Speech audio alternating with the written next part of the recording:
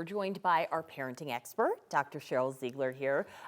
We got a question from a viewer. Essentially, we just want to kind of flesh out, and you're the person to do that.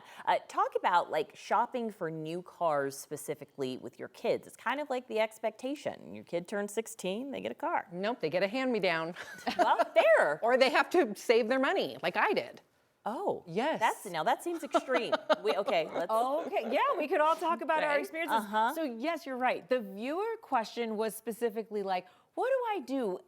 All these kids around me, they're like literally showing up, cars on their driveways with a big red bow on it. I want my kid to contribute.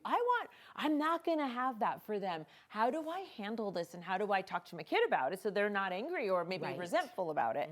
And I think it's delicate too. I have a teen driver in my house as well, and told the same thing. I was like, don't think you're gonna have a big red bow. You're not gonna have the big red bow. And I really wanted to set that precedent because other friends of hers did. So this is the one thing I would say when it comes to cars. We're all in different situations, but the Highway Traffic and Safety kind of Association gives out stats about teen drivers that are really scary.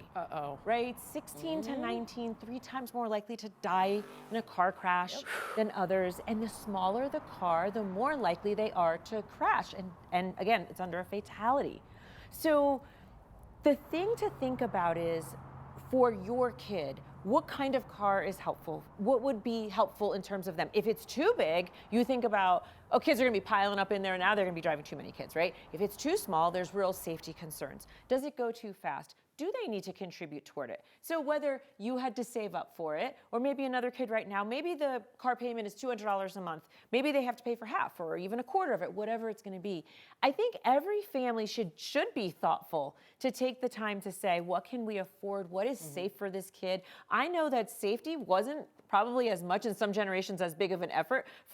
On my generation, it was you truly got whatever hand-me-down car was around, you know, and thank goodness we didn't get hurt. But I think those are the more important things. And so trying to steer away and get away from the pressure to have some amazing, magical, social media perfect moment, but really be kind of practical is the way to go.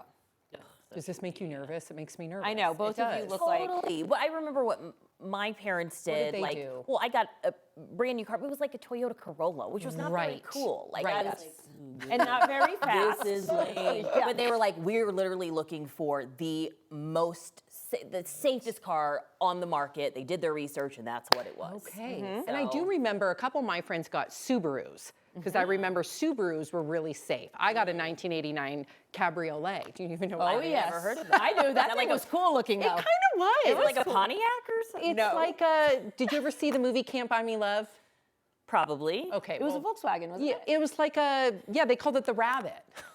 Oh, I have heard of a rabbit. I think my mom had one, like in the 70s or something. That was my sister's, and then I saved up for a 1990 Jetta, and I was very proud of it. Yeah. Took a few summers. Well, when you buy that first car, I do remember that. What'd you I was like buy? an adult, a Mercedes, but I bought it for myself. Good for you, girl. Put down the down payments, you know, my like second news job. I was like, look at me go. Took like all of my check, but that's what I wanted for myself. But to your point, like, you know, when it's actually your time to contribute, maybe you do that as a teenager, maybe you do it later on in life. I just like whatever the car works. payment. The car payment idea is real. That's smart, because then they feel like they're contributing. They feel empowered. It's going to help their self-esteem. They'll have ownership there. That's a great idea. Yeah. It's a good compromise. In our house, my teen driver contributes to the insurance. Okay. Because our insurance really, when you put a teen driver on, your insurance goes up a lot.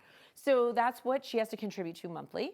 She tells me I'm the only one that has to do this, and I am okay with it because she takes very good care of that car. I noticed, I think a little skin in the game goes a long way. Yep. So have your kid be invested in some way. Even also add on to, like, make sure you have a contract, just like social media type contracts, a car contract. You can tie it to grades, you can tie it to curfews, you can tie it to responsibilities. Love it. Keeping it clean, filling it up with gas. That's the other thing, you gotta have money for gas. There's a lot to think about. So think about budgeting and contracts or agreements, and then just communication and conversation. That's the best setup to keep our teenagers safe on the road and also kind of accountable and responsible. Yeah, create that level of responsibility. Sam and I run out of gas all the time. Oh, we so do. We need our kids not to be like 3 times us. last year.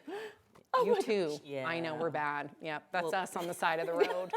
You've got some time to practice, so your kid doesn't even ever know that that was a thing. So bad. Oh my gosh. Dr. Sheryl Zeigler, thank you as always. Great advice.